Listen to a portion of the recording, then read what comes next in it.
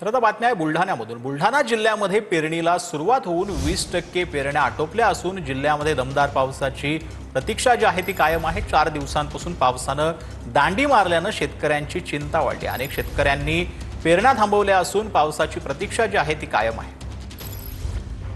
बुलढाणा जिल्ह्यामध्ये सध्या पेरणी सुरू आहे। गेल्या 4 दिवसापासून या ठिकाणी जिल्ह्यामध्ये पेरणी सुरू आहे। मात्र पावसाने या ठिकाणी आता उघड दिलेली आहे आणि शेतकरी राजा आता सध्या चिंतेमध्ये आहे।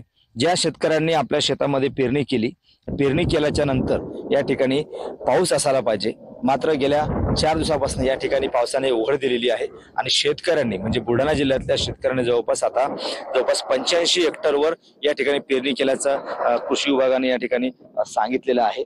दुसरीकडे पाहिलं तर जवळपास जिल्ह्यामध्ये 18%च्या वरती या ठिकाणी पेरणी झालेली आहे आणि जवळपास 7.5 लाख हेक्टर वरती या ठिकाणी कृषी विभागाने पेरणीचं नियोजन केलं होतं। मात्र अद्यापही काही भागामध्ये दमदार पाऊस झाला नाही। पावसाची अपेक्षा शेतकऱ्यांना या ठिकाणी लागू नाही, कारण की आता जे पेरलेलं आहे ते उगवण्याची प्रतीक्षा सुद्धा शेतकऱ्यांना या ठिकाणी लागून आहे। कॅमेरामन निलेश देशमुख सह गणेश सोळंकी, TV9 मराठी, बुलढाणा।